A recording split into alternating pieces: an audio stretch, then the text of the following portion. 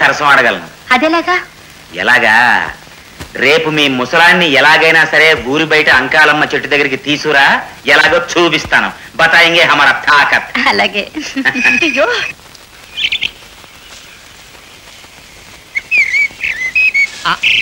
అరే నువ్వటయ్యా పైన ఏం చేస్తున్నావు?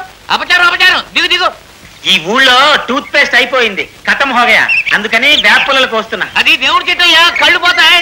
అచ్చి బాత్ హై, ఇంకో 2 పుల్లలు కోసి నీచే ఆజావుగా.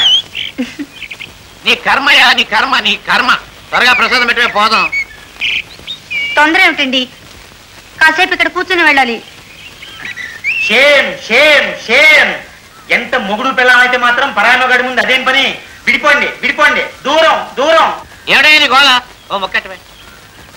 అరే బుట్టా, దమా ఖరాబ్ హో గయా క్యా? నా ముందు నీ పిల్లాన్ని మరో ముద్దు పెట్టమంటావా? అరే మొక్కంటే ముద్దంటారేంటయ్యా? నీకేమైనా దేవుడా? క్యా పక్తే హో, మీరిద్దరు ఒకళ్ళ ఒళ్ళో ఒకళ్ళు పడుకుని లవ్ చేసుకుంటున్నారు, మొహబ్బత్ కర్తే హై. కావాలంటే నువ్వు ఈ చెట్టెక్కి చూడు. ఇదేదో దేవతా చెట్టు అన్నావు కదా, దాని మహత్యమేమో. దా ఏదో నువ్వు నేను ఎక్కుతాను, ఏం కనిపిస్తుందో.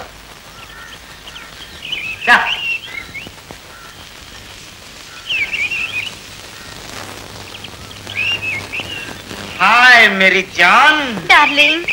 అమ్మో అయ్యో వస్తున్నాను.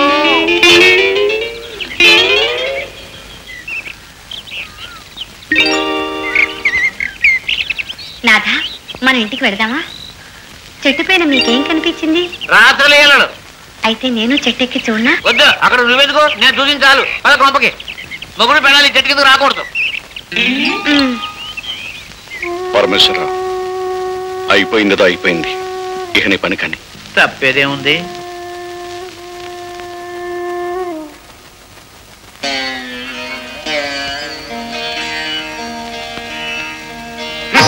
అల్లుడు, నా తండ్రి ప్రాణాలు తీసింది చాలక ఏ ముఖంతో నా తల్లి ముఖాన్ని గుడ్డ వేయడానికి వచ్చావు?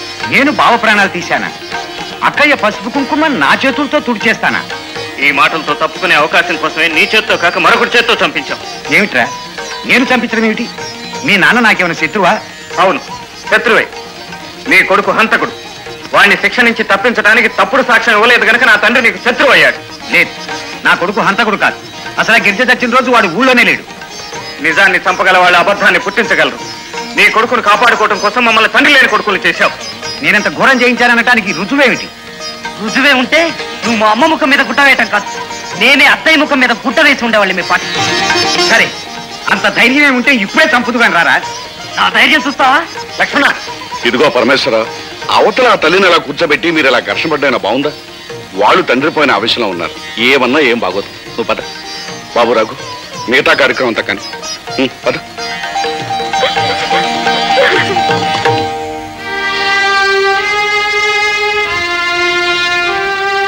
పెద్దబాబు,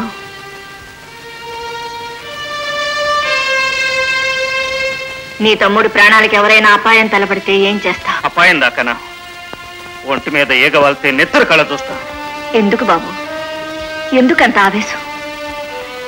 ఏమిటమ్మా అలా మాట్లాడుతున్నావు? లక్ష్మణ నా తమ్ముడు, నాతో రక్తం పంచుకు పుట్టినవాడు. నీ తమ్ముడు నీకెంతో, నాకు నా తమ్ముడు అంతేగా. మరి వాడిని ఎవరైనా చంపుతానంటే నా మనసు ఎలా ఉంటుంది? ఇంత మంచి మనసు అవతల మనిషికి కూడా ఉండాలిగా. మంచి మనసు మనిషి జన్మెత్తిన వాడికి, అక్క ముగ్గురిని చంపించిన రాక్షసుడికి కాదమ్మా. అది కేవలం మీ అపోహ. నా తమ్ముడు అంతటి ఘోరానికి పూనుకున్నాడంటే నేను నమ్మను. 40 సంవత్సరాల క్రిందట పచ్చగడ్డేస్తే భగ్గుమనే మన 2 కుటుంబాలని కలపడం కోసం నేను ఈ ఇంటి కోడలుగా అడుగు పెట్టాను.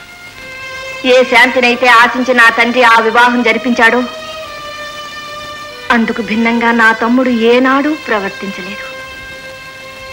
చిన్న చిన్న కలతలు వచ్చినా అవి పెచ్చు పెరగకుండా ఆదిలోనే తుంచేసే నా తమ్ముడు ఇంతటి ప్రళయానికి నాంది ఎన్నటికీ పలకడు.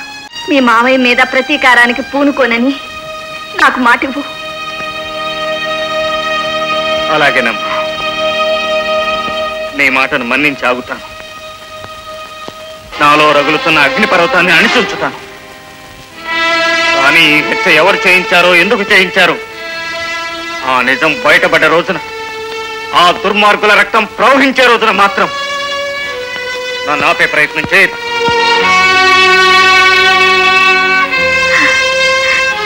క్షమించను బాబు. అన్నయ్యకున్నంత ఓర్పు నాకు లేదమ్మా.